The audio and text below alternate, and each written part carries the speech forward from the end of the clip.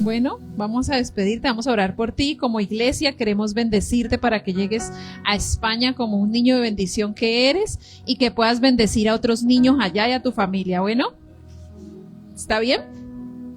Bueno, vamos a orar, vamos a extender como iglesia, si podemos ponernos de pie y extender las manos por nuestro Osmar, que es uno de nuestros niños, podamos bendecirlo. Padre amado, en el nombre de Jesús te damos gracias, Señor, por la vida de Osmar. Te pedimos, Señor, que seas tú obrando sobre su vida, Señor, como lo has hecho hasta ahora.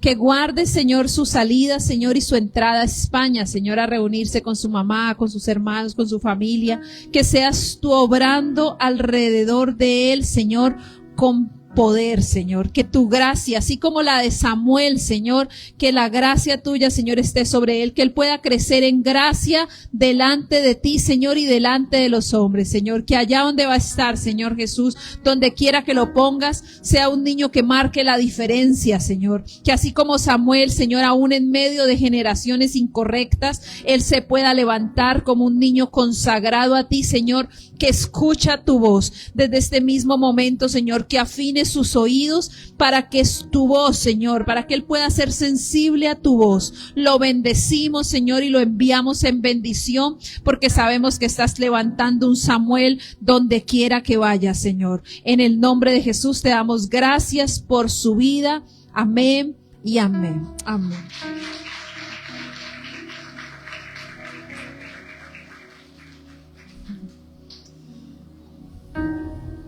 Bueno, ya se va el miércoles. Es una bendición tenerlo acá. No vaya a hacer llorar a mí que me ha aguantado harto. Y hace llorar los abuelos. Sí, porfa, sáquenme en el pastor de aquí.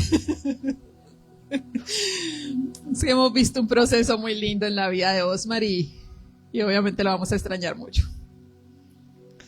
Quiero que me acompañen a 2 de Corintios, capítulo 10. Ya no veo. Se me aguaron los ojos, no veo. 2 de Corintios, capítulo 10.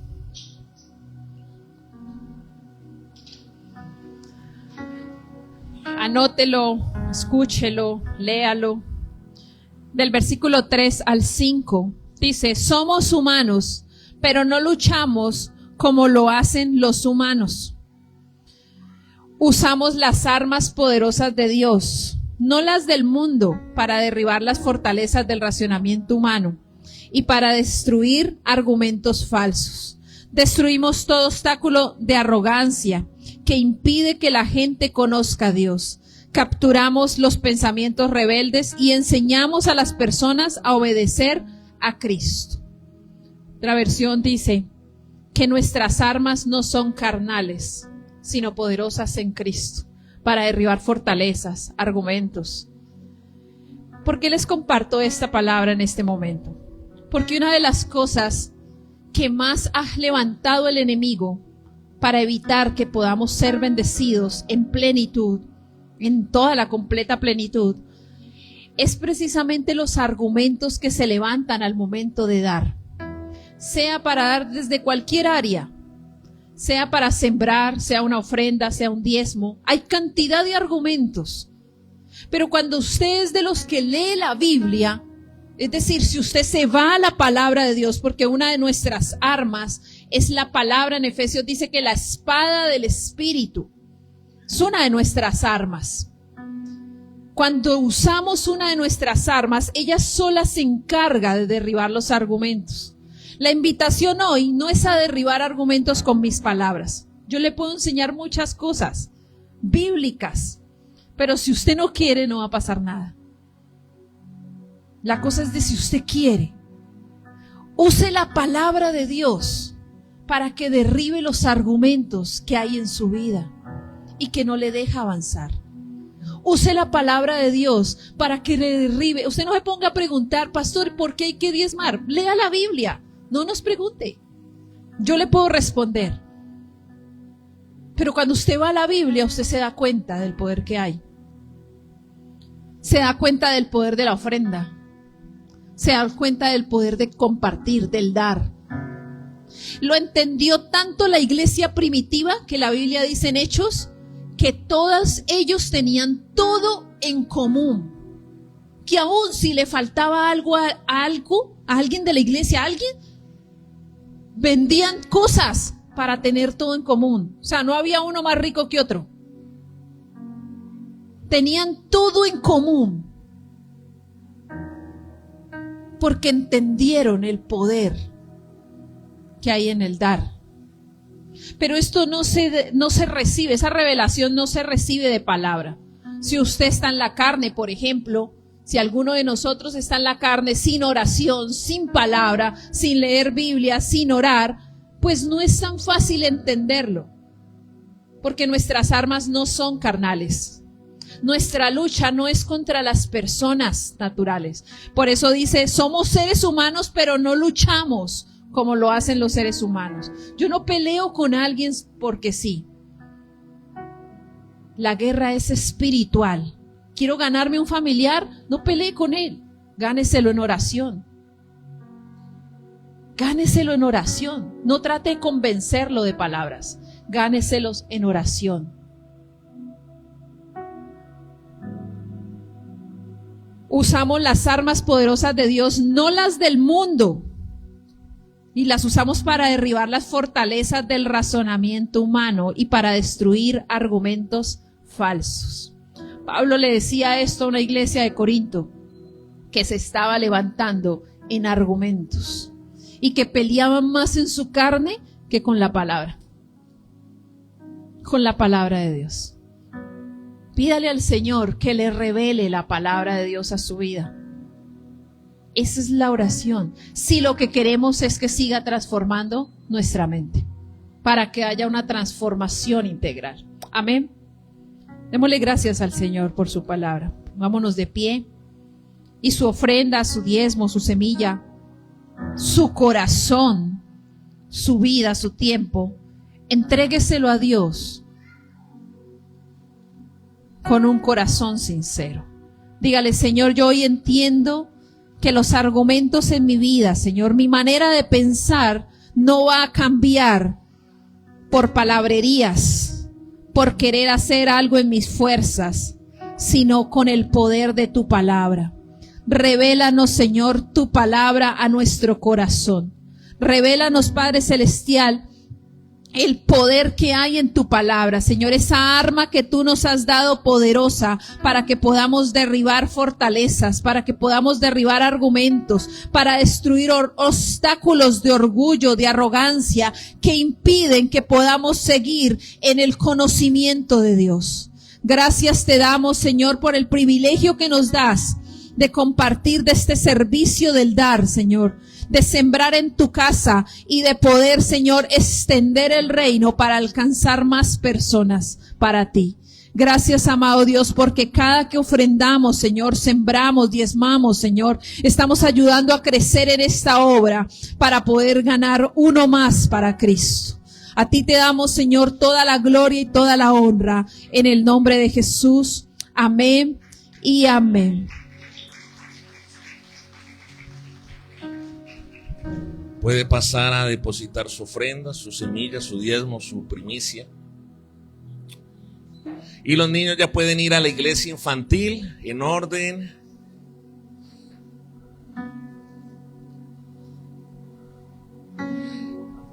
Recuerde que puede dar su semilla a través de la cuenta Nequi 301-718-6343 o David Plata 301-718-5990 o a la cuenta de ahorro Bancolombia que está en el sobre que tiene en sus manos.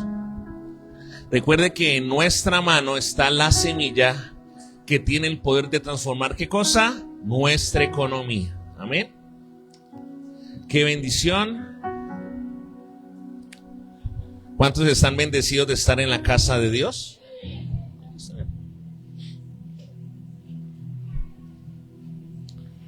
Muy bien, quiero, mientras deposita su ofrenda,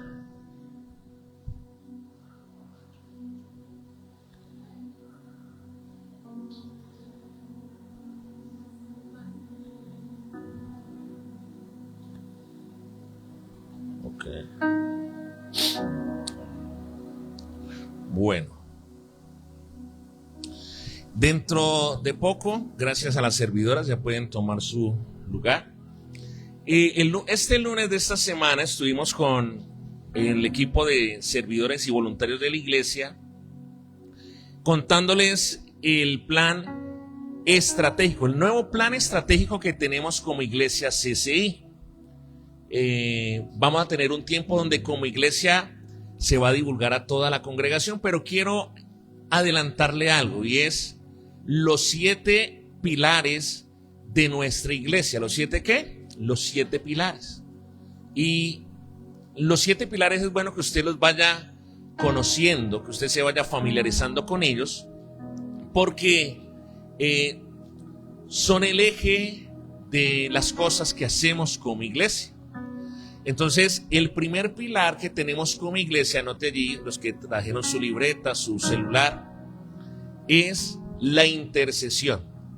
¿Sí? ¿Qué significa eso? De que somos una iglesia de intercesión. Dígale a la persona que está a su lado, somos una iglesia de intercesión. Y como la intercesión es un pilar muy importante, ¿sí? ¿Cómo lo hacemos? ¿Cómo hacemos cuál es el propósito de este pilar? El pilar de la intercesión es fortalecer la vida de oración y conocimiento bíblico de la iglesia para un crecimiento integral y un servicio de excelencia y calidad en la iglesia y en la comunidad. ¿Cómo hacemos la intercesión? ¿A través de qué? De los devocionales. ¿Cuántos están en el grupo devocional? Levánteme la mano. A través de los pozos de oración, a través de la vigilia y a través de los ayunos. Pero el segundo pilar que tenemos como iglesia es el pilar de generaciones. ¿Cómo se llama el segundo pilar? Generaciones. Y somos una iglesia con mentalidad generacional. Es decir, por eso invertimos recursos, trabajo con la nueva generación. Y el propósito de este pilar es conectar a los niños, preadolescentes, adolescentes y jóvenes de nuestra iglesia y comunidad con los principios de Dios. ¿Cómo hacemos y cómo trabajamos este pilar de generaciones?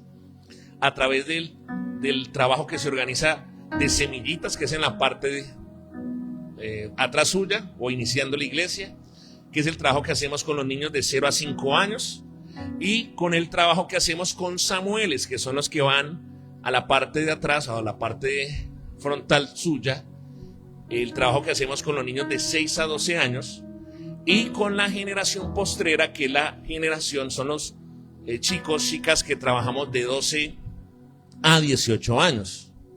Ahora, el tercer pilar, que es un pilar nuevo que estamos incorporando, muchas de las cosas que les estoy diciendo ya las hacemos, lo único que estamos a través de los pilares es clarificando lo que hacemos, ¿sí?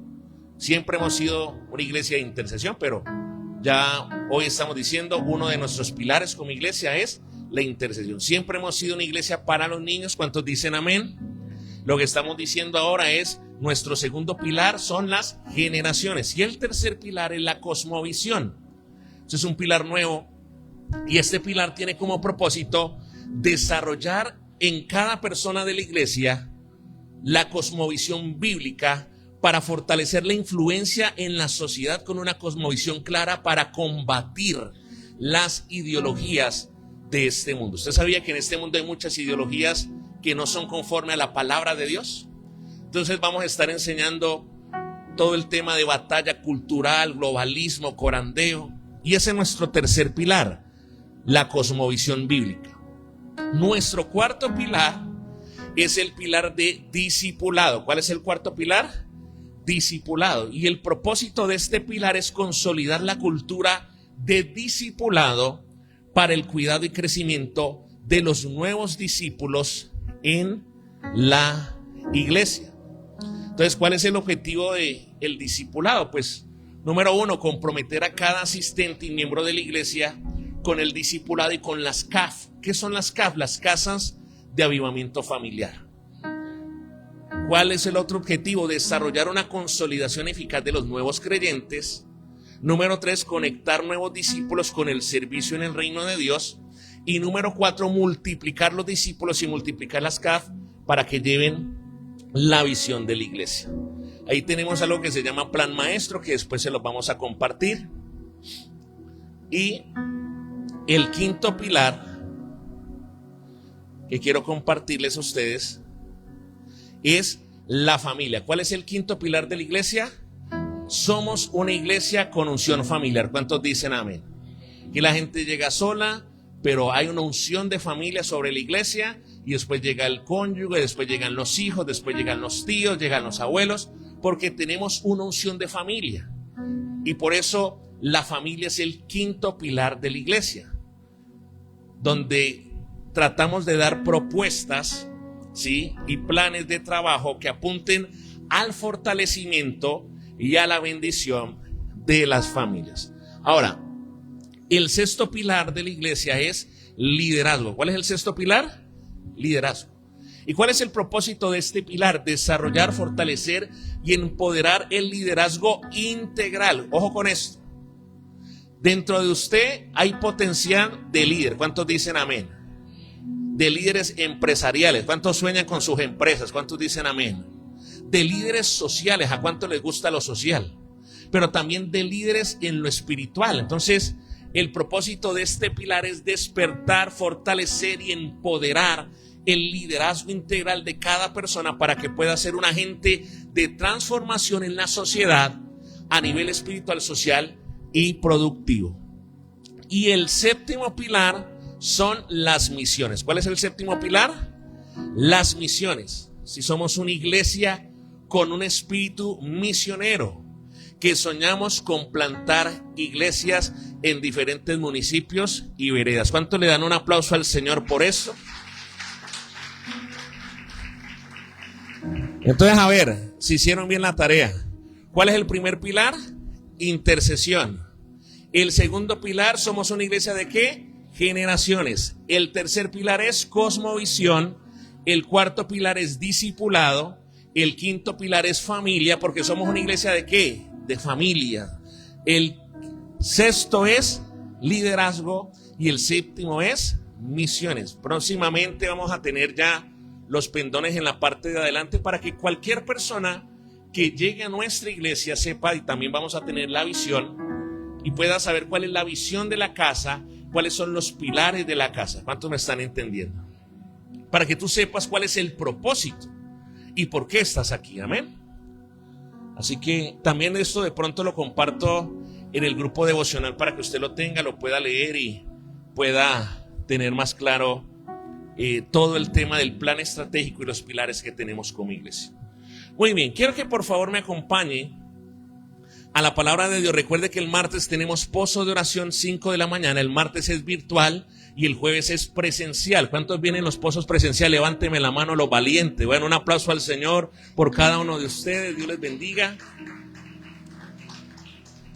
Y quiero que me acompañe a 2 de Corintios capítulo 10. No nos habíamos puesto de acuerdo con la pastora, pero Dios todo lo direcciona, todo lo usa con un propósito. Ella leyó esta palabra en la ofrenda en la Nueva Traducción Viviente.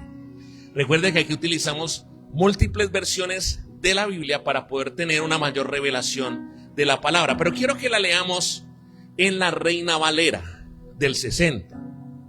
La Biblia que casi todos tenemos. La Reina Valera del 60. Estas palabras que vamos a trabajar hoy, las vamos a trabajar en la Reina Valera del 60. Amén, iglesia. Ahora, 2 de Corintios 10, versículo 3 al 6. Si ya lo tiene, dígame. Dice la palabra: pues aunque andamos en la carne, no militamos según la carne. Dígale a la persona esta palabra, por favor. Aunque andamos en la carne, no militamos según la carne. Porque las armas de nuestra milicia, ¿las armas de qué? De nuestra milicia. Wow, tremendo. Usted ve en el Nuevo Testamento que Pablo relaciona, a lo que más relaciona a la iglesia Pablo es a una milicia, es al ejército. El problema de hoy es que la gente que no ha renovado su mentalidad, que tiene una mentalidad de esclavo. Recuerde que hemos estado trabajando los tipos de mentalidades que hay en la iglesia. Gente que tiene mentalidad de esclavo, gente que tiene mentalidad de jornalero, gente que tiene mentalidad de oveja. La gente que, pastor, bendíceme, pastor, ayúdame. Entonces, ¿qué pasa? La gente cree que la iglesia es un jardín infantil. Muchas personas en la iglesia creen que la iglesia es un jardín infantil, es un jardín de niños. Recuerde la palabra en 1 Corintios 13. Cuando era niño, hablaba como qué, como niño, pensaba como qué, como niño, y razonaba como qué, como niño. Y lo que Dios nos ha estado hablando como iglesia CCI es que nosotros no somos una iglesia de niños, aló. Nosotros no somos una iglesia de gente con mentalidad de oveja, aló. Ni tampoco somos personas con gente de mentalidad de esclavo. ¿Cuántos dicen amén acá? Entonces, mire, lo que más se asemeja a la iglesia no es un jardín infantil. Porque ¿cuántos tienen niños pequeños? Levánteme la mano, de 2, 3, 4, 5 años. ¿Cierto que cuando está el niño pequeño, el niño dice, vamos a darle, toma el tetero? Y a veces el niño dice, no me gusta el tetero, no quiero. Y por cuanto el niño usted tiene paciencia, dice, bueno, vamos a hacerle otra cosa, ¿sí o no? Pero cuando usted ya está casado, David, y Ángela Tiziana le hace lentejas, hermano, y si usted no le gustan las lentejas, perdió el año, ¿sí o no? Porque ya no eres un qué, ya no eres un niño. Entonces, mire que el apóstol Pablo está diciendo, porque las armas de nuestra milicia no son carnales, sino poderosas en Dios para la destrucción de fortalezas. Mire lo que dice el 5. Yo quiero que usted lea esta palabra. Dice, derribando. ¿Derribando qué cosa? Yo quiero que anotes estas dos palabras porque van a ser claves en el sermón de hoy. Derribando qué cosa? Argumentos y qué. ¿Y toda qué? Argumentos y toda qué. Que se levanta contra el conocimiento de Dios, y llevando cautivo todo pensamiento a la obediencia a Cristo, y estando prontos para castigar toda desobediencia cuando vuestra obediencia sea perfecta. El título de la palabra de hoy es: si cambias tu pensamiento, cambiarás tu destino. ¿Cómo se llama el tema? Si cambias tu pensamiento, ¿cambiarás qué cosa? Yo creo que incline su rostro y vamos a orar. Padre, hoy en el nombre de Jesús, Señor, te damos gracias, Señor, por la oportunidad que nos das de estar aquí. Gracias, Señor, por cada persona, Dios, que viene con un corazón dispuesto, pero también con una mente dispuesta a ser transformada por ti, Espíritu Santo. Diga al Espíritu Santo, transforma mi pensamiento, Dios. Sigue trabajando. Levante sus manos allí sentadito, sentadita, y dígale: Señor, este es el año de la transformación. Este es el año de la transformación en mi hogar. Este es el año de la transformación en mi matrimonio. Este es el año de la transformación en mi oración. Este es el año de la transformación en mi servicio. Este es el año de la transformación integral, Padre. Yo declaro que esta palabra no vuelve vacía, sino que cumple el propósito con el que ha sido enviada. Y la iglesia del Señor dice amén y amén. Dele fuerte ese aplauso al Señor, iglesia. Entendemos por lo que hemos estado recibiendo en lo que llevamos del año, que el único que puede cambiar nuestros pensamientos es Dios. Mira, el pensamiento, tu mentalidad es lo que gobierna tu vida. El tipo de mentalidad que tienes marca la pauta de la vida que vives. Mire, lo que tú piensas es lo que tú eres. La palabra en Proverbios dice que tal cual es el pensamiento en su corazón, tal es él. O sea, nosotros somos lo que pensamos. Lo que tú tienes hoy, lo que tú eres hoy, es el reflejo de lo que has pensado toda tu vida hasta hoy. ¿Me está entendiendo? Sea bueno o malo. Se lo voy a repetir. Lo que tú tienes hoy, lo que tú eres hoy, es el reflejo, para bien o para mal, del tipo de pensamiento que has tenido para tu casa, para tu familia, para tus hijos. ¿Me está siguiendo, iglesia? Estamos hablando de que y lo hemos venido enseñando, 7 aspectos fundamentales que pueden deformar la mentalidad de una persona. Usted sabe, el primero de ellos es la cultura. La cultura puede influenciar tu mentalidad para bien o para mal. La educación puede influenciar tu mentalidad para bien o para mal. El ambiente, y vamos a hablar un poquito del ambiente. El ambiente puede influenciar tu mentalidad. Hablábamos también en el ayuno de 21 días cómo los abusos pueden cambiar negativamente nuestra mentalidad. Cuando una persona ha sido abusada física, verbal, psicológicamente, eso genera un daño en la mentalidad. El sistema religioso, la religión, ha dañado la mentalidad de muchas personas. Aún nuestra familia. Muchos llevamos prácticas ancestrales incorrectas, patrones ancestrales incorrectos que llevamos de generación en generación. Recuerde la historia del pescado sin cabeza y sin cola. ¿Sí se acuerda de esta historia? En una familia había una vez una niña cuya mamá tenía la costumbre de fritarle el pescado sin cabeza y sin cola. Y la niña le dijo: mamá, ¿usted por qué me frita el pescado sin cabeza y sin cola? Y la mamá le dijo: mija, porque tu abuela, es decir, mi mamá, me lo fritaba cuando era niña, el pescado sin cabeza y sin cola. Y se fueron 2 generaciones a buscar a la abuelita. Y buscaron a la abuelita y le dijeron: Zuli, abuelita, le dijo la niña, ¿usted por qué le fritaba a mi mamá el pescado sin cabeza y sin cola? Y la abuelita le dijo: mijita, porque su bisabuela me fritaba el pescado sin cabeza y sin cola. Y gracias a Dios, la bisabuela todavía vivía. Y se fueron 3 generaciones a buscar a la bisabuela. Y encontraron a bisabuela. Y la niñita le dijo: bisabuela, ¿por qué usted le fritaba el pescado a mi abuela sin cabeza y sin cola? Y la bisabuela ya estaba allí, estaba más allá que acá, pero ahí hablaba. Y decía: mijita, es que yo era tan pobre, que solamente tenía para comprarme una paila así de chiquita. Y como era así de chiquita, no cabía el pescado frito entero y me tocaba cortarle la cabeza y la cola. Y a veces arrastramos prácticas de nuestra familia nocivas, incorrectas. El machismo, el feminismo, el maltrato, la violencia intrafamiliar. Y nos hemos acostumbrado y nos justificamos. Entonces tienes un problema de pareja, de familia, y le dices a la mujer: no, pues yo agradezca que yo nomás le doy en la jeta los viernes en la noche. Mi papá me daba todos los días de la semana. ¿Aló?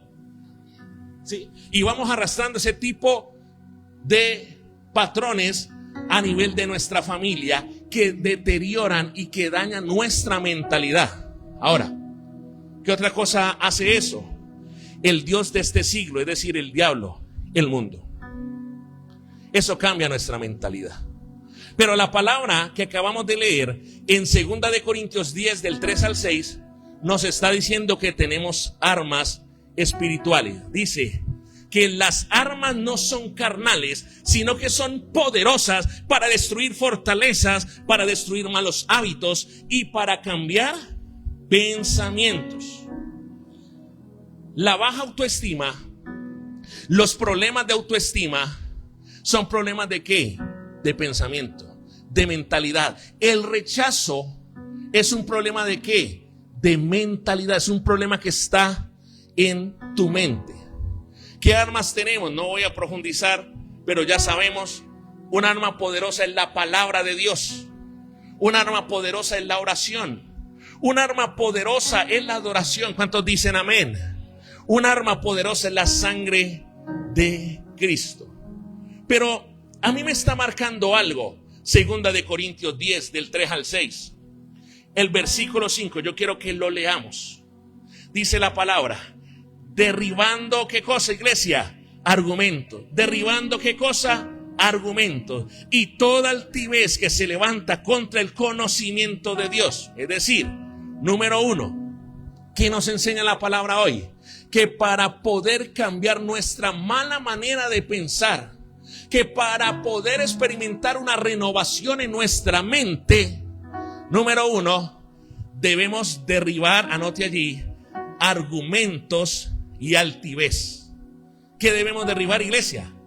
Argumentos y altivez. Mire, todos sin excepción tenemos un argumento para algo.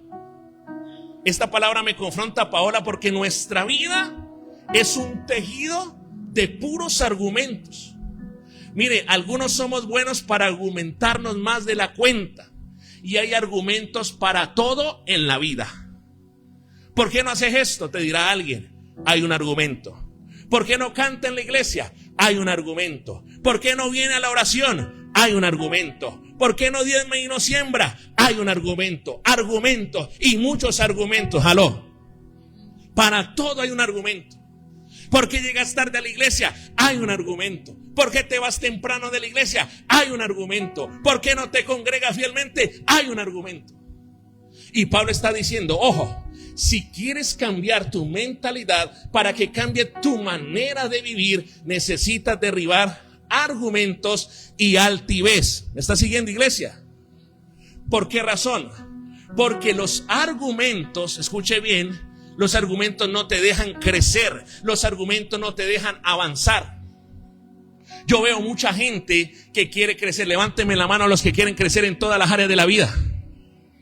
Yo veo mucha gente que quiere crecer, pero sabe que hay una contradicción, que la gente quiere crecer, pero no quiere derribar argumentos y no quiere derribar altivez. Aló. Mire, Pablo pone en el término de fortalezas, utilizando esa ilustración del mundo antiguo, como lo eran las fortalezas, que eran grandes edificaciones amuralladas. Pero Pablo dice que aunque sean grandes las fortalezas, nuestras armas son poderosas en Dios para derribar esas fortalezas. El primer lugar se llama ¿cómo? Argumento. Y el segundo lugar se llama ¿qué? Altivez. Y esa es una combinación peligrosa. La asociación, la mezcla tan fuerte entre el argumento y la altivez. Por eso, lo primero, por eso cuando usted llega a Cristo, la primera tarea es derrumbar. ¿Cuál es la primera tarea? No dice derrumbar, no sea mal pensado, no sea mal pensada. Y esta era la palabra, firme aquellos mañana, derrumba. No, derrumbar, que es diferente.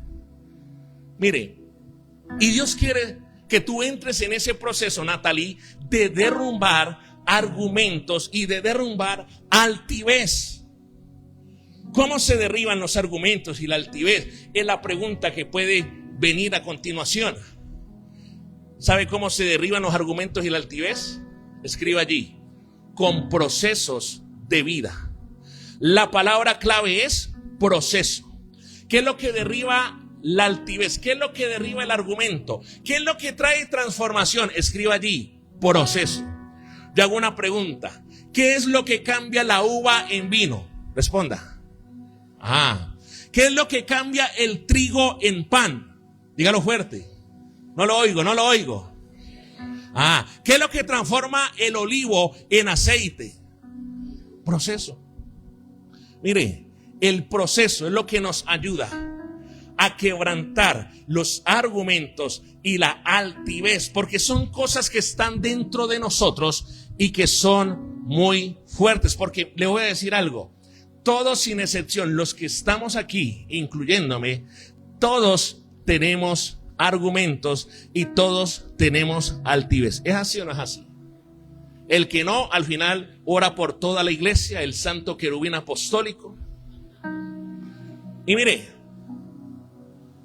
la altivez es un problema del ser humano, es un problema del ser humano con el que luchamos y que no nos permite ver la gloria de Dios. Si queremos ver, María Luisa, si queremos cambiar pensamiento, necesitamos derribar con la palabra, derribar con el Espíritu Santo. ¿Cuántos dicen amén acá? Esa es la primera tarea. Hay que derribar, hay que identificar que tenemos argumentos y que tenemos altivez en nuestras vidas. Para cambiar, escriba allí, número 1, para cambiar pensamientos necesitamos derribar argumentos y derribar toda altivez.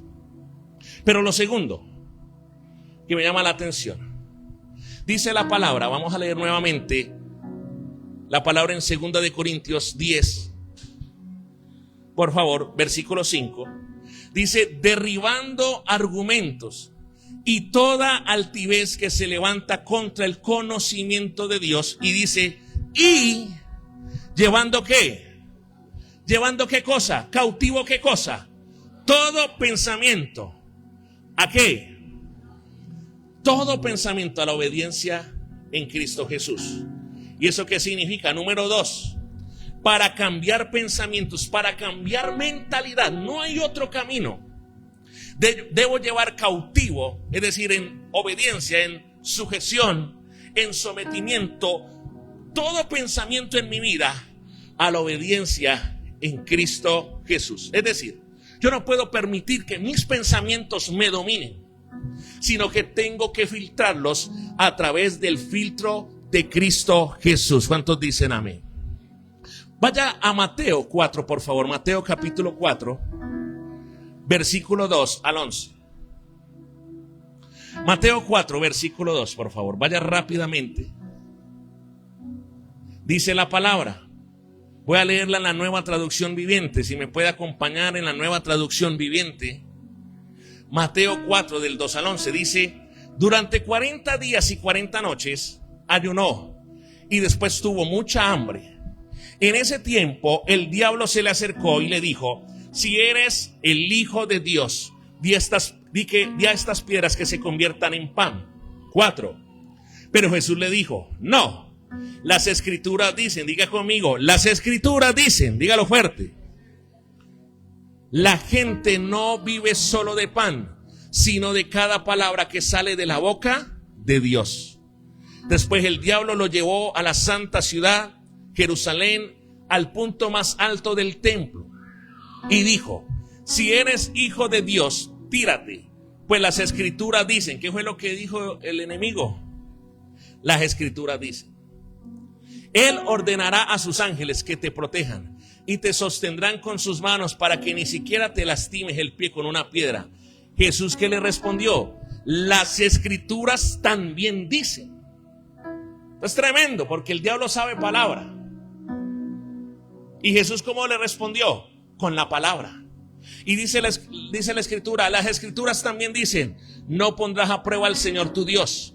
Luego el diablo lo llevó a la cima de una montaña muy alta y le mostró todos los reinos del mundo y la gloria que hay en ellos. Te daré todo esto, dijo, si te arrodillas y me adoras.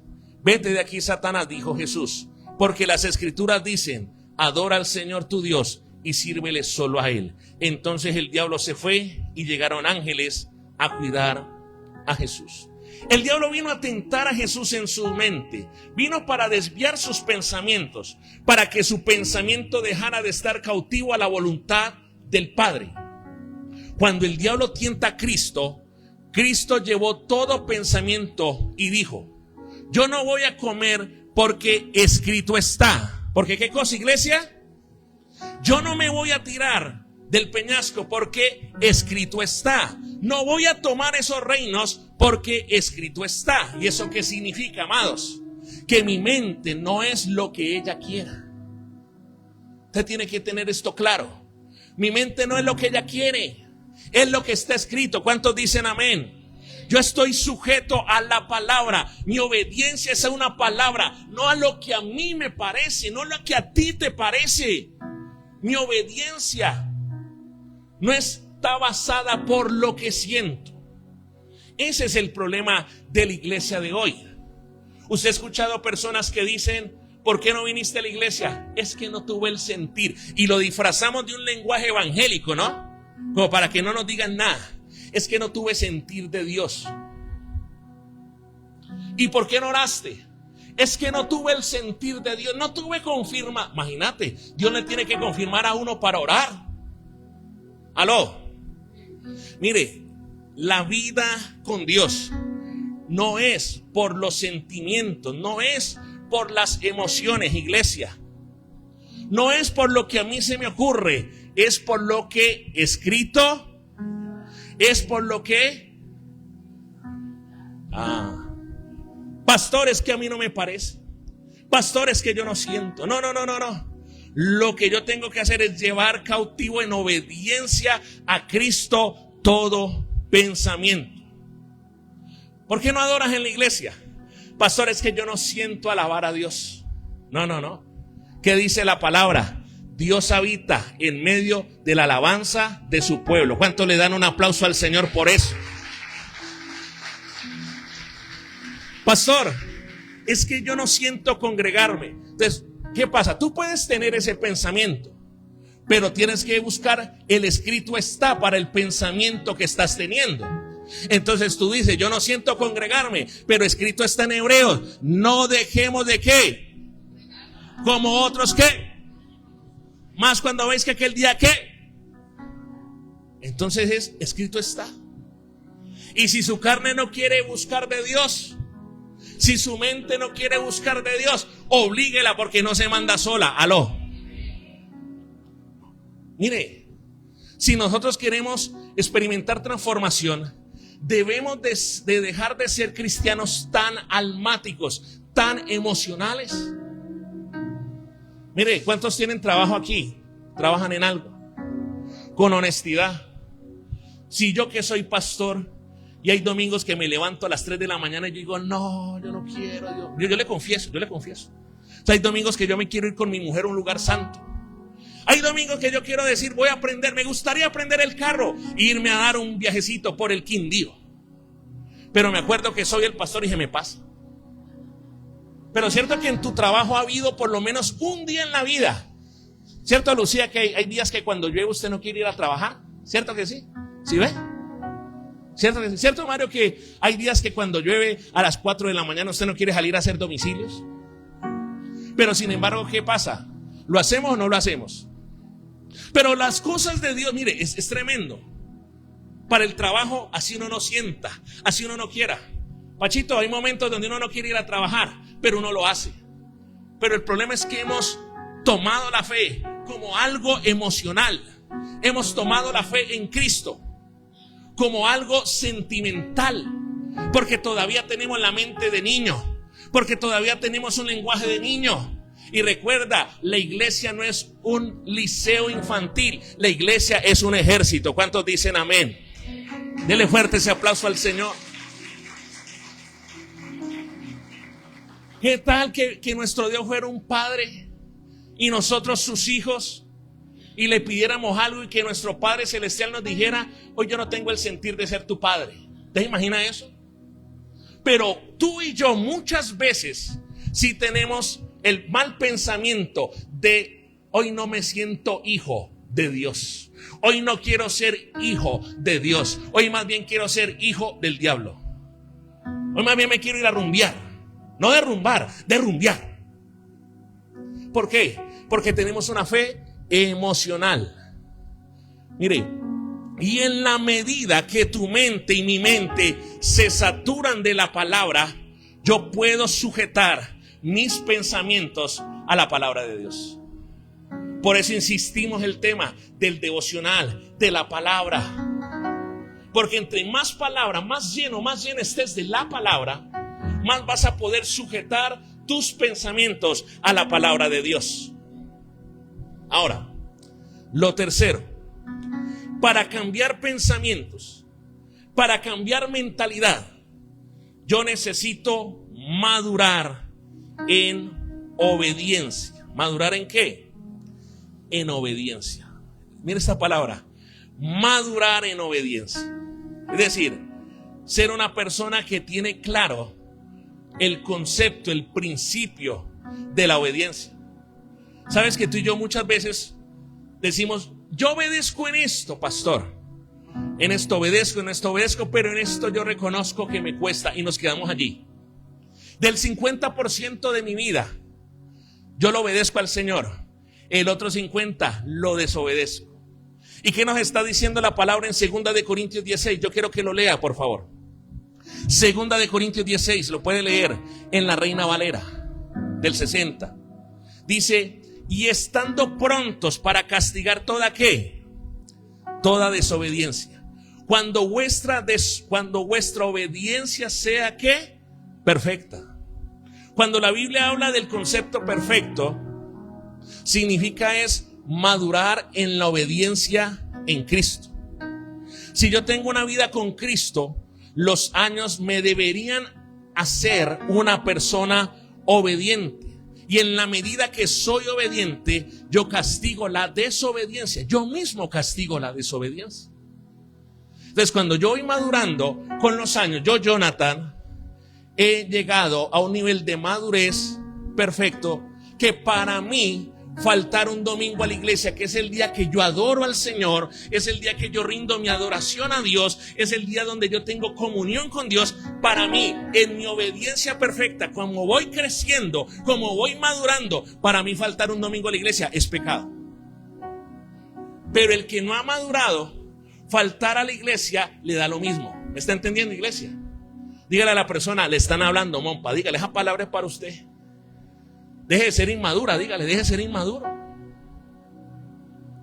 Ahora, ¿por qué le estoy hablando de este tercer punto? De madurar la obediencia.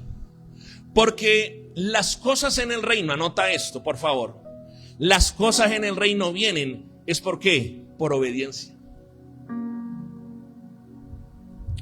Mire, iglesia, si usted cree que por las lágrimas Dios va a darle ese milagro, usted está equivocado.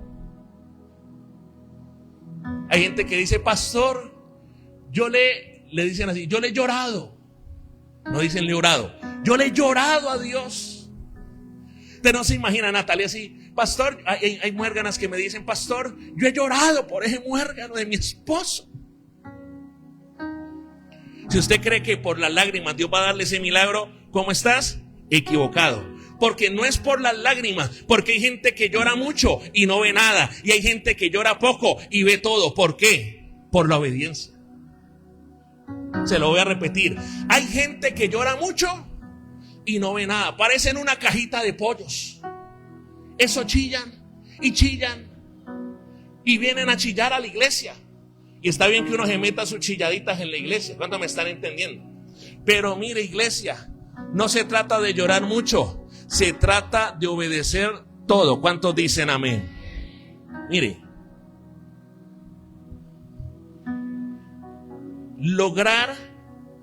quebrantar la tarea que tenemos de quebrar los argumentos y la altivez es algo de todos los días. ¿Es algo de qué, iglesia? De todos los días. Es un proceso diario.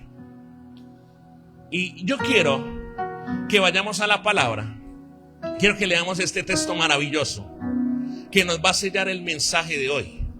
Y es Segunda de Reyes, capítulo 5, versículo 1 al 14. Vamos a leerlo.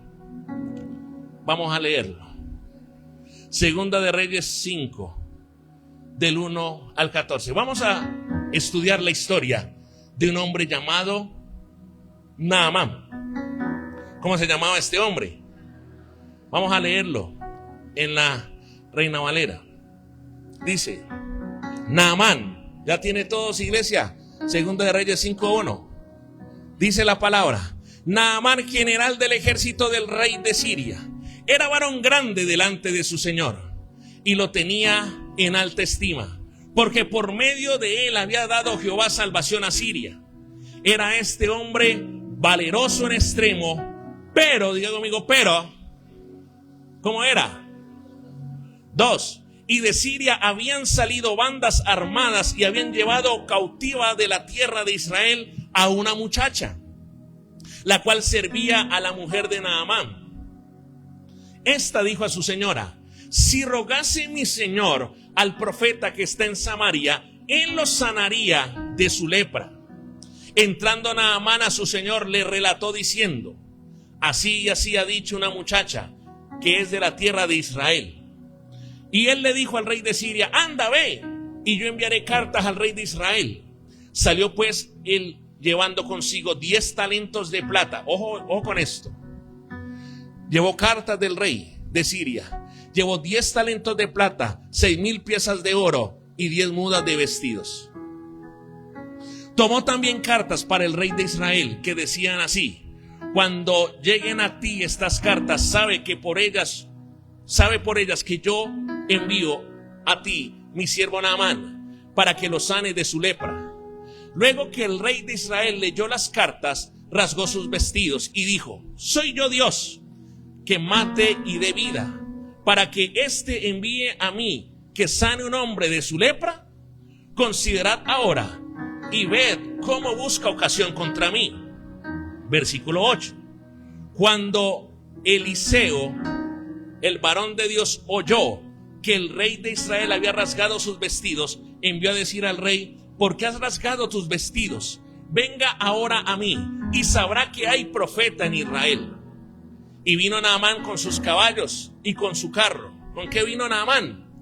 Con sus caballos y sus carros. Anote esto, que esos son detalles que te van a ayudar a comprender lo que Dios te quiere hablar hoy. Y se paró a las puertas de la casa de Eliseo. Entonces Eliseo le envió un mensajero diciendo: ve y lávate 7 veces en el Jordán, y tu carne se te restaurará, y serás, ¿qué cosa? Limpio. Pero ¿qué dice el versículo 11? Vamos a leerlo a la cuenta de 3, por favor. Segunda de Reyes 5:11. Dice, a la cuenta de 3, 1, 2 y 3. Y Naamán se fue, ¿cómo? Diciendo: he aquí, yo decía para mí, saldrá él luego, y estando en pie, invocará el nombre de Jehová su Dios, y alzará su mano, y tocará el lugar, y sanará la lepra. Mire lo que dice el versículo 12.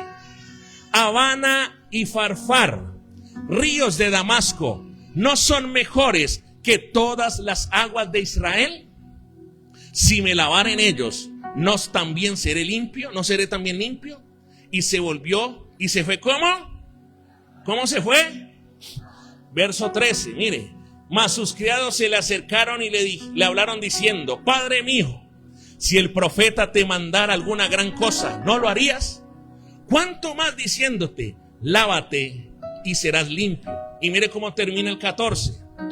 Entonces él descendió y se zambulló. ¿Cuántas veces? ¿Cuántas veces, iglesia? ¿En dónde? Conforme a la palabra del varón de Dios. Y su carne se volvió, ¿qué? Como la carne de un niño, y quedó limpio. Esta palabra me encanta porque vemos la transformación de la piel de Naamán, la transformación de la piel de un leproso. Recuerda que la lepra era la enfermedad más terrible de la época. No había cura para la lepra, todo se caía. ¿Sabe que hoy en el siglo XXI la lepra está casi que extinguida? Pero hoy yo puedo ver leprosos espirituales. ¡Aló! Yo puedo ver hoy gente que su familia se le está cayendo a causa de la lepra espiritual. Yo puedo ver hoy personas que su economía se está cayendo porque son leprosos espirituales. Yo puedo ver gente que su oración, su devoción con Dios, su intimidad con Dios está cayendo porque tienen una lepra espiritual. ¡Aló! Hay gente que su ánimo se cae. Mantienen en depresión, en tristeza, todo se cae. ¿Por qué? Porque no se han dado cuenta que son leprosos espirituales. Y Dios hizo una obra maravillosa en Naamán, una transformación en Naamán evidente, porque Dios lo sanó de la lepra. Y mire, ¿cuál es la síntesis de lo que hablamos, de lo que acabamos de leer, de la historia de Naamán? Todos tenemos necesidad de cambio. ¿Cuántos dicen amén? Pero la pregunta es, si todos tenemos necesidad de cambio, ¿por qué no cambiamos? ¿Por qué no cambia? El problema no es Dios.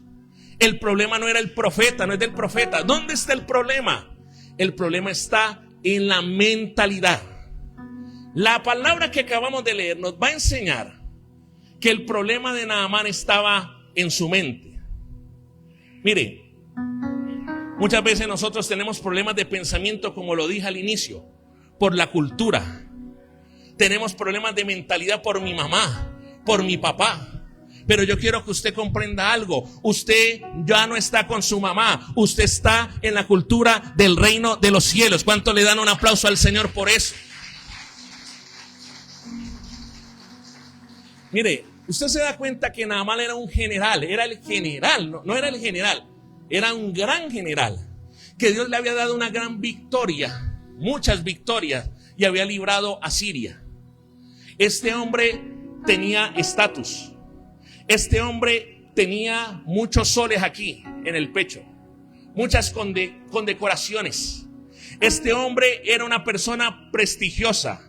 Esta persona era una persona influyente. Esta persona venía de una cultura militar. Esta persona no era cualquier persona.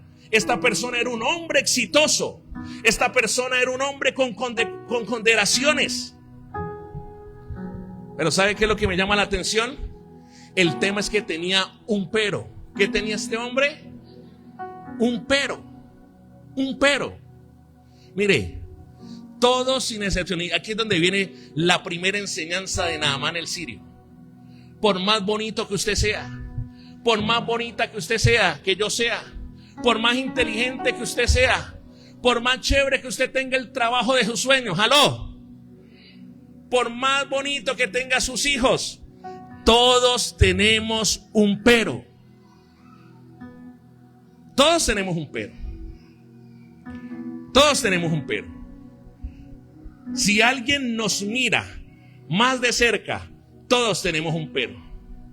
Mire, si alguien se acerca a nosotros y nos ve de cerca, se va a dar cuenta que todos sin excepción tenemos un pero. En Naamán, ¿cuál era su pero? La lepra.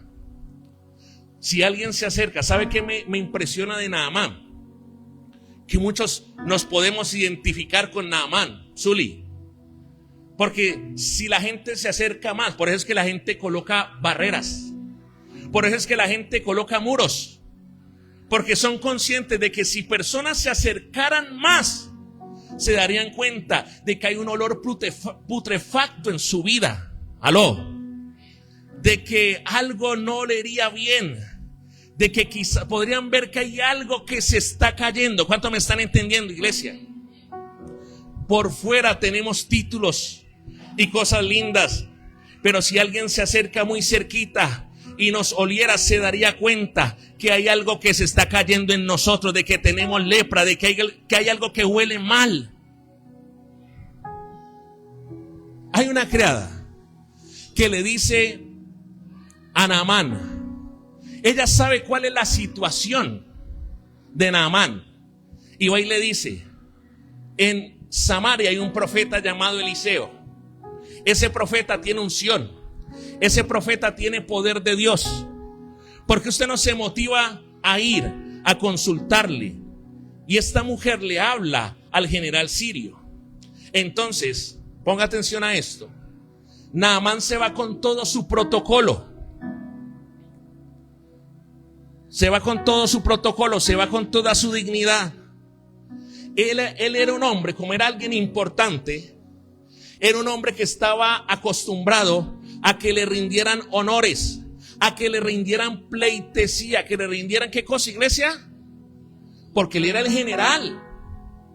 Él era el gran general, entonces él estaba acostumbrado a que le rindieran pleitesía. Y él se va de Siria con todas esas cosas, con todo ese protocolo, con toda esa pleitesía que le rendían a Siria, en Siria, él se va con eso en su mente. ¿Dónde se lo lleva, iglesia? Porque ese era su ambiente. Cuando Naamán el sirio llegaba a una tienda en Siria, todo le tiraban el tapete rojo. Cuando él iba a una escuela, paraban todo lo que estaban haciendo porque había llegado Naamán el sirio. Y eso te va a volar la cabeza. Porque ¿cuál es el problema de Naamán? Él estaba acostumbrado a eso. Aunque él estaba acostumbrado a esa pleitesía, él era leproso. Pero él cree que aunque sea leproso, todo el mundo tiene que rendirle pleitesía. Aló. Entonces, el hombre llega donde Eliseo. Y el profeta, usted leyó la historia. ¿El profeta le recibe o no lo recibe?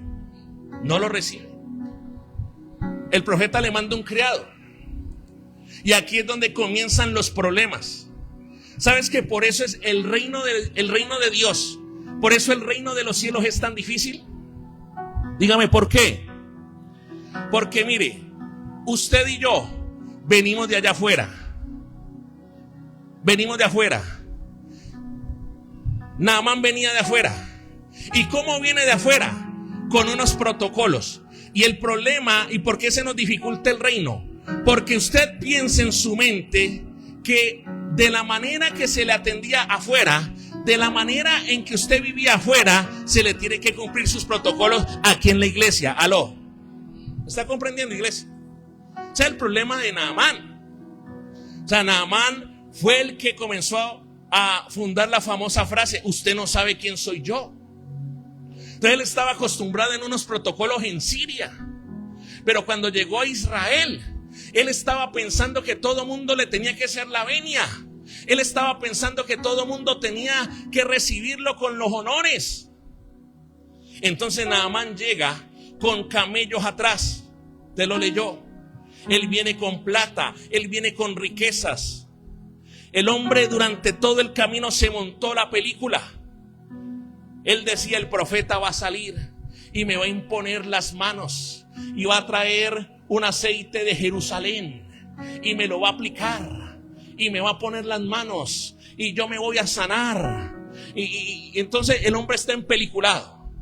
Él dice: el profeta va a hacer lo que yo quiero. Y cuando llega a Eliseo le preguntan y le dicen: Eliseo, llegó Naamán. Y Eliseo estaba allí embolatado. ¿Quién?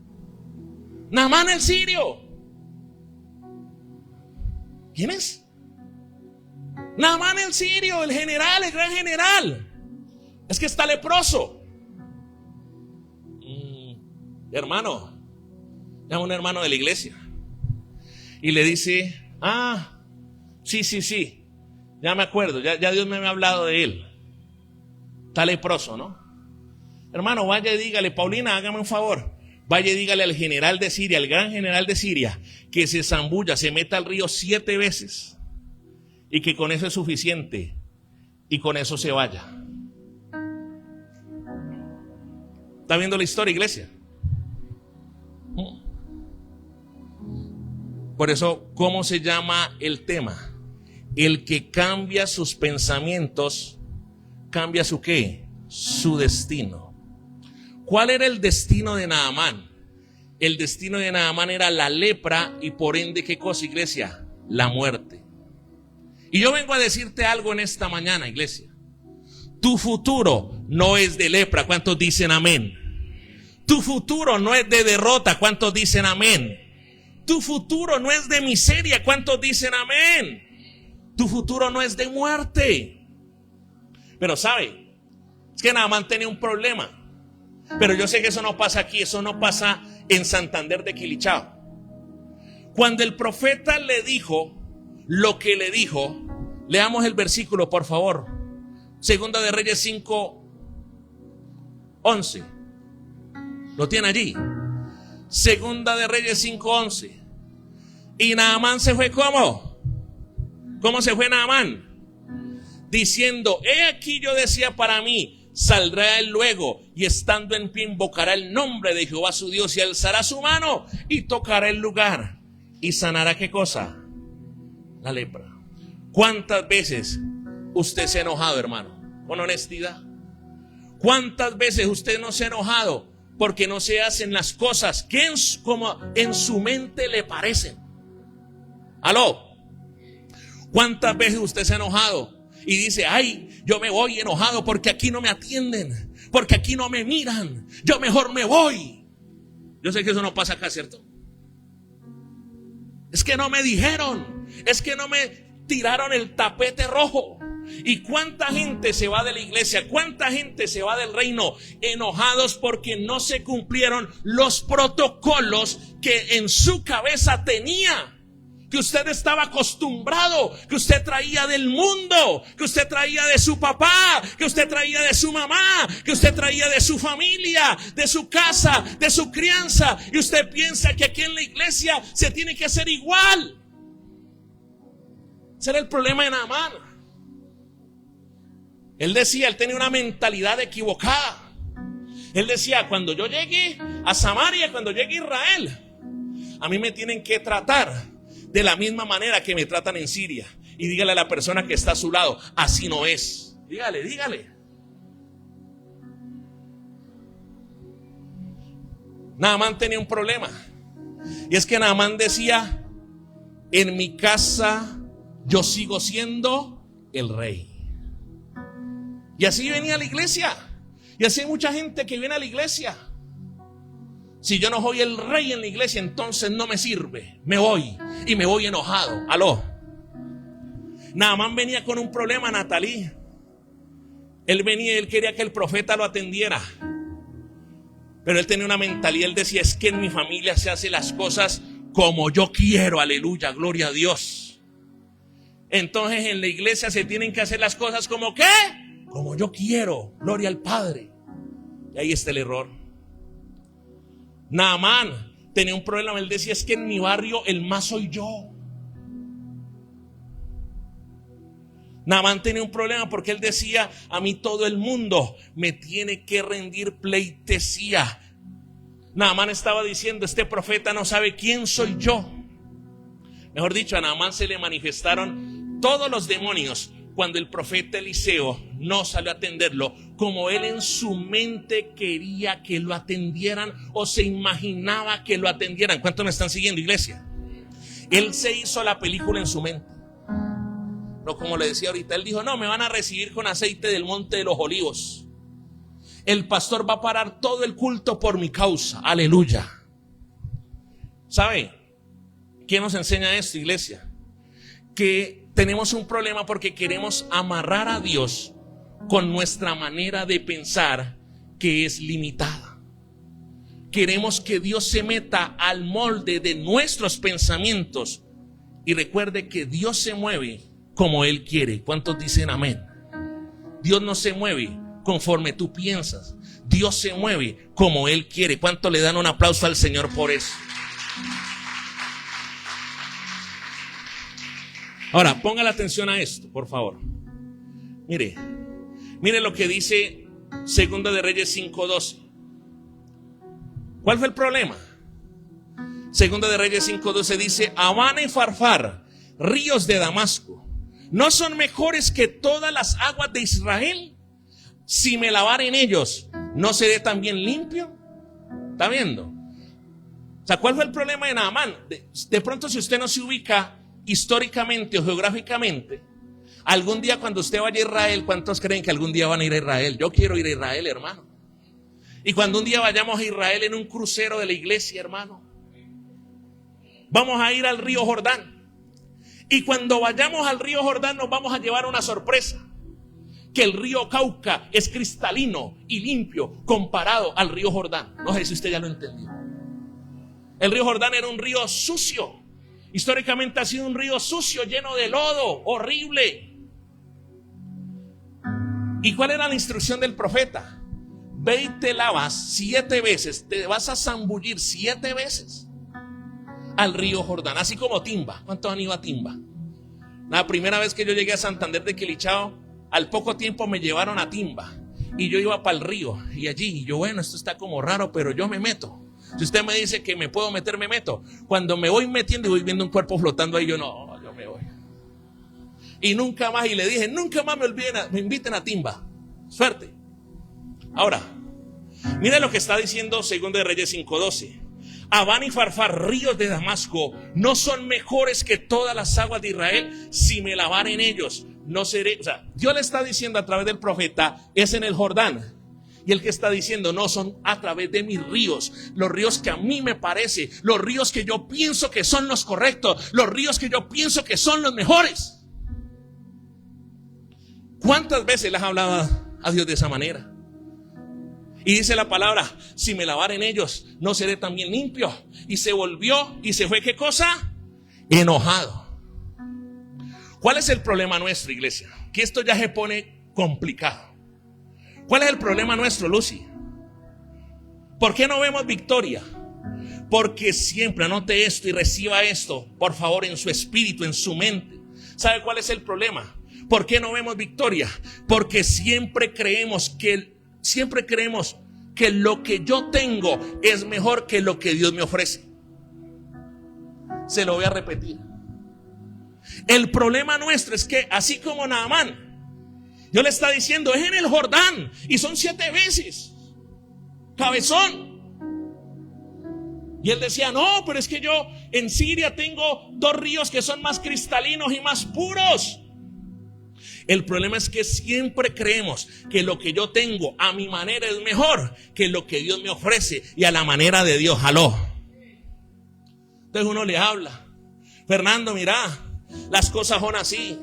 Y Fernando dice, no, es que mi papá y mi mamá me levantaron así, aleluya. Entonces lo que te levantó tu papá y tu mamá es mejor que lo que Dios te está diciendo. Aló. Uno le dice, Cristian, mira, es por este motivo, por este camino, a esta manera, le dice Dios. Y él dice, no, mi amigo, mi amiga me dice que es mejor. Que esta manera que le estoy haciendo, mi amigo me dice que es mejor, mi amiga me dice que es mejor que lo que Dios me está diciendo. Aló. ¿Por qué Naamán tuvo choque con lo que Eliseo le dijo? Porque recuerde, el río Jordán era lodoso, era oscuro, era feo, era sucio. No daban ganas ni de meter la puntica del dedo del pie. Cuando Naamán vio el río, dijo, esta es una porquería de río. Eso fue lo que dijo él. ¿Cómo así el pastor me está mandando al río Timba 7 veces? No. Esos ríos son mejores. Escúcheme, iglesia. Los ríos podrían ser mejores, sí, pero los ríos no tenían el poder que el río de Dios. ¿Cuántos me están entendiendo? Dele fuerte ese aplauso, por favor. Ahora, esta palabra de Naamán me confronta, me enseña mucho. Uno se puede ver reflejado allí. Porque, ¿sabe yo qué aprendo de la historia de Naamán el sirio? Que a veces los milagros de Dios están envueltos en cosas que para tus ojos son feas, que para tus ojos no son agradables. ¿Y sabe cómo se llama esa envoltura que se ve fea o que puede ser fea o que no es agradable? Esa envoltura se llama obediencia. Porque escúchame algo, ¿quién se lo inventó? ¿Dónde lo leyó? ¿En qué versículo de la Biblia leyó que la obediencia era bonito, que obedecer es lindo? Es mentira, obedecer no es bonito. Obedecer no es fácil, obedecer es fácil. Si obedecer fuera fácil, este mundo estaría diferente. Eso no es así. Pero aunque obedecer no es lindo, aunque obedecer a veces es feo y se te pueden poner las cosas feas, obedecer es lo mejor para tu vida y para tu familia. ¿Cuántos dicen amén? Mira, si tú te sumerges, tu piel va a cambiar. Si tú te metes en Habana y Farfán, vas a seguir igual y no te vas a transformar. Alguien aquí, esto se prendió. Alguien aquí tiene que comprender que Dios le ha estado diciendo y le ha estado hablando. Levante sus manos, por favor, que esta palabra es para mucha gente acá. Alguien aquí, muchas personas aquí tienen que comprender hoy, su mente se abre hoy, de que el camino es Jordán y no son los ríos de Damasco. El camino es el Jordán. Lo que Dios te dice hoy a través de esta palabra es sumérgete 7 veces. Lo que te está diciendo Dios es el camino, es la obediencia. ¿Cuántos dicen amén? Ahora, mire, ¿cómo empezamos? En 2 de Corintios 10, 3 al 6. Derribando ¿qué cosa? Derribando todo argumento y derribando toda ¿qué? Altivez. Mire, Naamán era un hombre altivo. Mire la persona que está a su lado a ver si tiene cara de altivo, de altiva. Mírele los ojos de soberbia tiene allí. Naamán era una persona, María Luisa, altiva. Mírame, no me toques. Es que aquí se hacen las cosas como yo digo, porque yo soy el general de Siria. ¿Cuántas mujeres se identifican con ese dicho de sus maridos? Levante la mano sin vergüenza, con honestidad, que yo la protejo, yo la defiendo. Si yo veo los ojos de algunas mujeres que dicen, ese es mi sirio, ese es mi sirio. O pueden tener una siria, ¿no? La mamá. Que yo soy la matriarca aquí de la casa, aleluya. Y si yo digo algo, jue madre, se hace como yo lo digo. Pero yo sé que eso no pasa en ninguno de ustedes, ¿cierto que no? Mire, Naamán, el problema de Naamán es que él era una persona que en su mente tenía argumentos y altivez como los podemos tener tú y yo. Mentalidad llena de argumentos, llena de altivez. Él creía que los ríos de su tierra eran los mejores, que su tierra era lo mejor, que su familia era lo mejor, que sus costumbres eran lo mejor, que su ambiente era lo mejor. Entonces la pregunta del millón es, esta es la pregunta del millón es, si Naamán el sirio, Kelly, pensaba que su tierra era lo mejor, sus ríos eran lo mejor, ¿para qué carajo viene a buscar al profeta? Si usted cree que en su vida usted tiene todo lo mejor y todo está bien, ¿para qué carajo viene a la iglesia? Es que ese es el problema, que hay gente que viene a la iglesia, pero en su mentalidad dice, yo no necesito esto, para mí no es, esto le cae al vecino, esto es para el que no vino, pero yo no soy altiva, yo no soy llena de argumentos, eso es para el que está al lado. Entonces, por ende, no puede haber qué cosa, transformación. No puede haber qué cosa, iglesia. Vuelvo y se lo repito. ¿Para qué usted viene a buscar al profeta si usted cree que lo que tiene es mejor? Aló. No, señores. Cuando tú aprendes a cambiar tus argumentos y tu altivez, tu lepra se va a cambiar, tu piel se va a cambiar, tu situación se va a transformar. ¿Cuánto le dan un aplauso al Señor?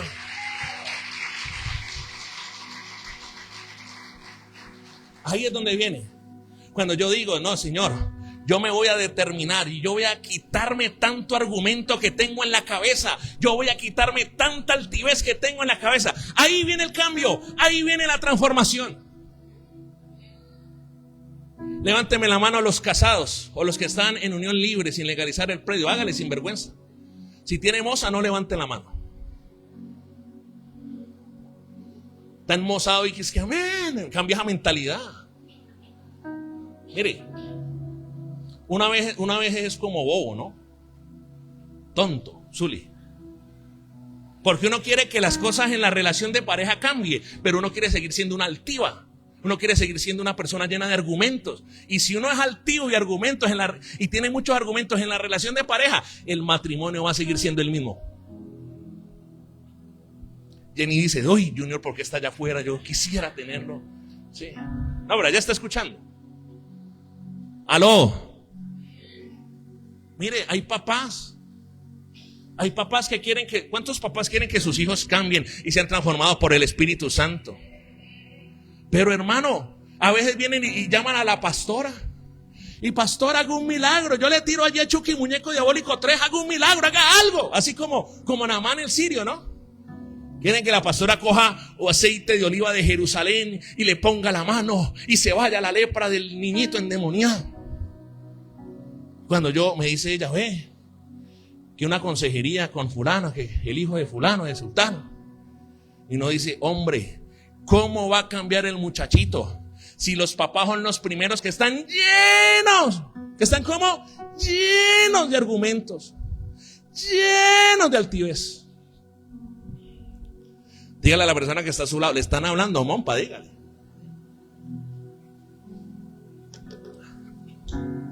Pero ¿cuál es la vieja? Le voy a dar el catálogo para que no lo use, para que lo identifique. No lo vaya a usar. Cuando usted está lleno de argumentos, Francisco, cuando usted está lleno de altivez, ¿cuál es la vieja confiable? La iglesia no me gustó. No, es que vi Ejicoporno, no, Ejicoporno me gustó. Está muy feíto. No.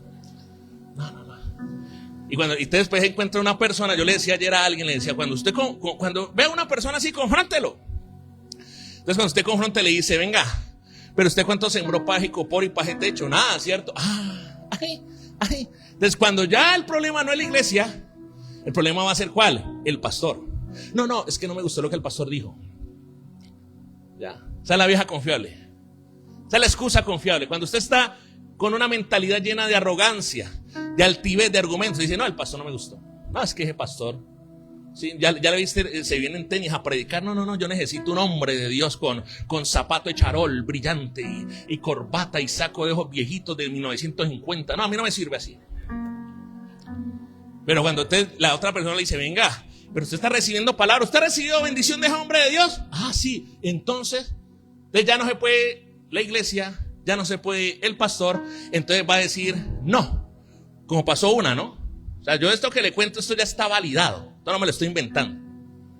Aquí venía un varón el año pasado, y ese varón venía de un lugar lejano, por allá por el centro del país. Y el hombre llegó y me dijo, pastor, es que yo necesito que usted me haga un favor, que usted me busque trabajo. Yo le dije, ¿cómo así? Y me lo dijo así como imponiendo, ¿no? Pastor, ayúdeme, pues, búsqueme un trabajo, que yo necesito trabajar. Y yo dije, este man es mucho sinvergüenza. Y después fue más sinvergüenza porque después dio cuenta que yo había sido secretario de planeación. Digo, pastor, usted debe tener una lista de contactos extensa. Métame a trabajar a la alcaldía. Y yo dije, ¿usted qué hace? No, pues yo aprendí a trabajar máquina plana. ¿Y qué más hace? No, yo hago domicilio. ¿Y quiere trabajar en la alcaldía? Entonces ya después yo dije, no, varón, pues yo no puedo hacer mucho por usted. Entonces después en una prédica yo coloqué un ejemplo de Fernando, de que Fernando tiene una microempresa y que le da trabajo a 2, 3 puritos, ¿sí? Entonces el hombre llegó y vino y se terminó el culto y encima Fernando, usted me tiene que dar trabajo. De Fernando le dijo, no, varón, pues es que yo tengo 2 puritos, 3 puritos y ahí estoy a gatas. Pues no puedo, no hay más nómina, no hay más cupo. Cuando a la otra semana llegue y me escribe, pastor, necesito decirle algo con mucho respeto. Cuando a uno le van a decir con mucho respeto es cuando comienza el irrespeto, ¿no? Ese es el otro código. Pastor, me voy de la iglesia porque Fernando no me quiso dar trabajo.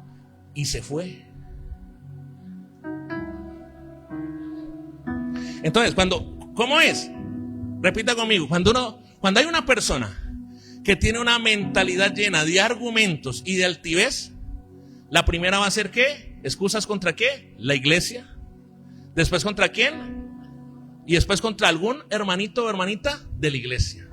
Aquí vino una, es que aquí yo le digo, oiga, lo que a mí me toca acá aguantar no tiene nombre. Acá vino, yo no sé, hay una que está enamorada de Paula. ¿Dónde está Paula? ¿Sí? Entonces es de esa gente que tiene una mentalidad, la bendecimos, una mentalidad religiosa. Entonces ella vino ¿cuándo habrá venido esa mujer? El otro año. Ponele en abril del otro año. Y la señora vino aquí cuando tuvimos el concierto de adoración acá con Arturo Giraldo. Entonces Paula estaba allí y ese día estaba con su camisita de servidora. Hija, párese un momentico, así como viene Carol, ¿sí? Su camisita de servidora CCI, un jeansito normalito, ¿cierto? Pero como la señora venía de la iglesia Pente, ¿usted sabe cuál es la iglesia Pente? No vamos a decir el nombre completo para no herir susceptibilidad. Entonces la señora vino así y dijo, uy, palabra, pastor, qué unción, qué palabra, qué mover. Pero cuando pilló que Pablo estaba ya acomodando a las personas y llega y me dice, uy, pastor, al otro día, ¿no?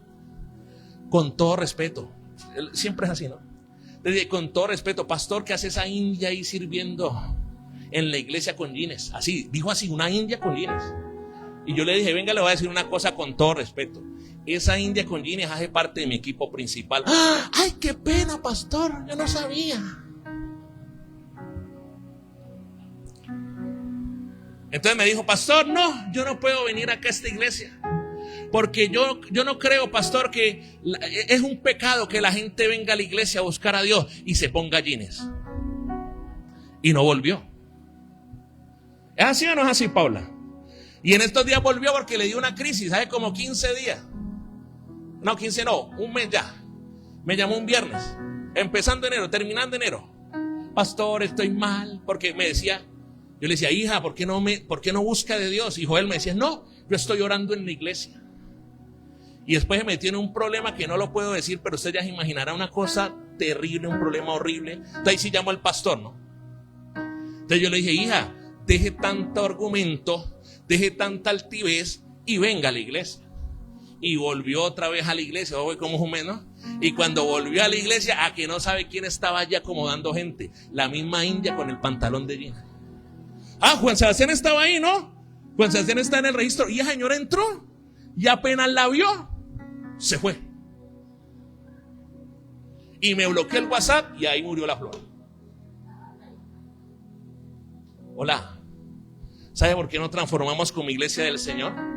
Usted se burla, deja de ñora, pero usted tiene cuántos argumentos, cientos de argumentos, y cuánta altivez tú no tienes en tu mente. Aló, ¿sí me voy a entender?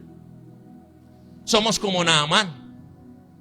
Mire, cuando nosotros nos determinamos a cambiar esos argumentos y mi altivez, la lepra se va a quitar. Mire lo que dice Segunda de Reyes 5:13. Póngale cuidado, esto está bueno. Permítame un momentico, ya voy a terminar. ¿Cuánto les ha bendecido la palabra hoy? Mire, le damos Segunda de Reyes 5:13. Ya lo tiene, iglesia. Dice la palabra: mas sus criados se le acercaron y le hablaron diciendo: Padre mío, si el profeta te mandara alguna gran cosa, ¿no la harías? ¿Cuánto más diciéndote: lávate y serás limpio? Mire, bienaventurados aquellos criados que se le acercaron a Naamán y le dijeron: hey Naamán, si el profeta te manda algo, hacelo. Dígale a la persona que está a su lado: si el profeta te manda algo, hacelo. ¿Sabe por qué? Pregúntame por qué. Porque la victoria en el reino está en la obediencia. ¿Cuánto le dan un aplauso al Señor? Vea, aquí los que son más viejitos, ellos, a mí me gusta que yo a veces los escucho, ¿no? Yo camino, estoy muy largo, a veces yo estoy por allá escondido y salgo así: ¡ay! ¡Ay, pastor! Y a veces yo oigo, en una buena intención, en un buen ánimo, le dice: ¡ay, que lo que el pastor me dijo ya a mí no me parece! Yo no me quiero sumergir al Jordán. Y veo gente en la iglesia que le dice: hermano, yo ya llevo tiempito aquí en la iglesia caminando con los pastores Jonathan y Carolina. Cuando el pastor o la pastora le diga algo, hacele caso. Yo sé por qué te lo digo. Dígale a la persona que está a su lado: hacele caso. Cuando el pastor te diga algo, hacele caso. Porque la victoria en el reino está ¿en dónde? En la obediencia. Sí. Entonces, cuando mire, ya vamos a cerrar, pero ya, esto es lo último. Mira, cuando tú te sumerges en el río de la obediencia, es cuando Dios te va a bendecir. Aló. Tu destino no es la ruina, no es el fracaso. Dios te ha llamado para vivir en victoria. Y muy probablemente usted y yo estemos luchando con un río de obediencia que no es fácil. Pero cuando sometes tu pensamiento, doblegas tu altivez y te sumerges y te humillas y te hundes, allí viene la bendición de parte del cielo. ¿Cuántas veces se sumergió Naamán el sirio? ¿Sabe qué significa 7 veces? Entonces, 7 veces significa proceso. Y una vez le dice a gente: hace esto, cabezón, por aquí no ves. Pastor, pero es que no vea nada. Métase en el río. Pastor, es que llevo 3 veces. Métase en el río. Aló. Es que son 7, métase, son 7 veces. Pastor, es que yo no veo nada. Métase en el río. Aló. Métase en la obediencia y verás la gloria de Dios. Mire, la obediencia es un arma poderosísima. Y puede ser, mira, todo nos pasa esto. Él no entendía, porque generalmente Dios opera así. Dios no opera con la lógica del mundo. Por eso es que como Naamán no tenía una mente cristocéntrica, no tenía una mente de cosmovisión bíblica, él por eso decía: no, es que en Siria hay 2 ríos mejores, más limpios. Y yo creo que aquí hay personas, cuando Dios me dio esta palabra, que están luchando porque se están enfrentando con un río Jordán. Acuérdese que el río Jordán es 7 veces más cochino que el Cauca hoy, con muerticos encima y todo. Y esa es tu lucha. Estás en ese río, no lo entiendes en el principio, pero es que esto no se trata de entenderlo, se trata de meterse. Aló. Puede ser que estés viendo el río turbio, métase. ¿Cuántos dicen amén? Es que es como raro, pastor, métase, porque al final vas a ver la transformación. Naamán tenía que obedecer y no es fácil, porque hay luchas. Pastor, es que no me gusta ayunar. Mítase, dígale a la persona que está sola, mítase a ayunar. Pastor, es que no me gusta madrugar al pozo. Métase al río, mítase, que allí le está diciendo Dios que por allí es. Pastor, es que no me gusta la acá. Métase a la acá, porque ese es el río donde Dios te va a bendecir. Pastor, es que no me gusta diezmar y ofrendar. Métase en eso, porque allí Dios le va a bendecir. Póngase de pie, por favor, y vamos a orar. Póngase de pie rápidamente. Levante sus manos. Si Dios ha hablado a tu corazón, levanta tus manos en esta hora y abre tu boca. Dile: Señor, gracias te doy. Dile: gracias, tú me has hablado hoy, Padre Celestial. Levante sus manos y cierre sus ojos y olvídese de la persona que está a su lado y dígale: Señor, yo te quiero pedir perdón, porque yo reconozco que ha habido en mi vida tantos argumentos, Dios, y tanta altivez, Señor. Y mientras yo tenga esos argumentos y esa altivez, no habrá cambio en mi vida. Naamán tomó la decisión, a regañadientes, sufriendo, pero tomó la decisión de despojarse de sus argumentos, de despojarse de su altivez por ser general de Siria, por ser una persona que todo el mundo le daba pleitesía en su nación. Pero es que él ya no estaba en su nación, él estaba en Israel. Él estaba en la nación de Dios. Él estaba en el reino de Dios. Él estaba en el pueblo de Dios. Levante sus manos y ore, iglesia.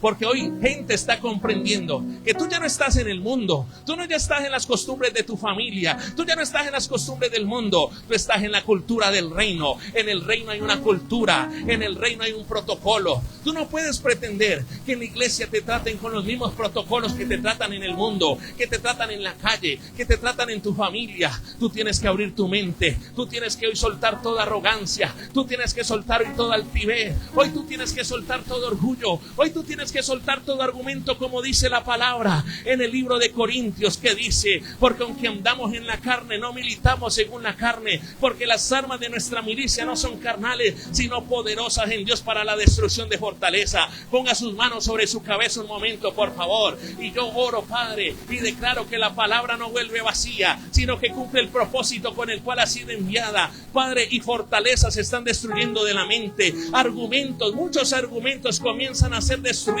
hoy por la palabra, por el Espíritu Santo. Altivez está saliendo de la mente hoy en el nombre de Jesús. Y como dice la palabra, derribando argumentos y toda altivez que se levanta contra el conocimiento de Dios, y llevando cautivo todo pensamiento a la obediencia en Cristo. Dígale: Señor, yo voy a pasar mis pensamientos por el filtro de Cristo, Señor. Hoy se derriban, comienzan a derribarse argumentos, comienzan a derribarse altivez en el nombre poderoso de Jesús, Señor. Hoy comienza, Padre Celestial, cada persona en esta iglesia a llevar cautivo todo pensamiento en la obediencia en Cristo Jesús. No serán tus emociones, dirás: escrito está, escrito está. Para cada pensamiento que llegue, tú tendrás, buscarás una palabra, no es tus emociones. Dile: Señor, hasta hoy vivo un cristianismo emocional. Hasta hoy vivo un cristianismo de lo que a mí me parece, de lo que a mí me gusta. Yo viviré un cristianismo conforme a la palabra. Aló, conforme a la palabra, Señor. Dígale: Dios, que yo pueda madurar en obediencia. Madurar en obediencia. Yo quiero ser una persona obediente. Dígale: Señor, yo tomo la determinación de ser alguien obediente, Padre, en esta hora, Dios Todopoderoso, Señor. Y a los que tomen la decisión, levante sus manos allí donde está, de abandonar sus argumentos, de abandonar la altivez. Dios traerá transformación. Dios quitará la lepra. Dios quitará la lepra espiritual en muchos. Dios quitará la lepra en la familia. Dios quitará la lepra en la economía. Dios quitará toda lepra. La piel será cambiada, la piel será transformada, gente será sanada. Pero hoy recibe el principio. Lo que Dios te está diciendo es: deja los argumentos, deja esos argumentos. No te aferres a esos argumentos, no te aferres a ser una persona altiva. Ten la humildad, ten la humildad. Las cosas no se tienen que hacer en la iglesia como tú quieres, o como a ti te parecen, o como tú piensas. Las cosas en la iglesia se hacen conforme a la bendita palabra de Dios, conforme a la palabra del Señor. Dígale: Padre, hoy yo tomo la decisión de obedecer, de sumergirme a mi Jordán. Dios te va a mostrar cuáles son esos Jordanes, porque recuerda, obedecer no es bonito, obedecer no es algo agraciado, pero sí te bendice. Obedecer te bendice. Toma la decisión en esta mañana, en este día, de sumergirte en tu Jordán. Padre, levante sus manos. Yo bendigo a cada persona, Padre. Señor, esta palabra detona transformación. Esta palabra detona transformación. Transformación, Padre. Oro por los matrimonios, oro por las relaciones de pareja. Si tú quitas altivez, si tú quitas argumento, tu matrimonio va a ser transformado. Yo oro por las familias. Si tú tomas la decisión de quitar argumentos y de quitar altivez, tu familia será transformada y será bendecida por Cristo, en el nombre de Jesús. Hoy yo oro por la economía de la iglesia, Señor Jesús. Si como cristianos, si como tus hijos quitamos argumentos, Padre, y quitamos altivez a los principios del reino, Padre, a los diezmos y a las ofrendas, seremos transformados en nuestra economía. Padre, gracias te damos en el nombre de Jesús. Y la iglesia de Dios dice: amén y amén. Dale fuerte ese aplauso al Señor. ¿Cuántos están bendecidos? Salude a 10 personas y dígale: vamos por más. Que Dios le bendiga, que Dios le guarde. Nos vemos el martes en el pozo de oración virtual.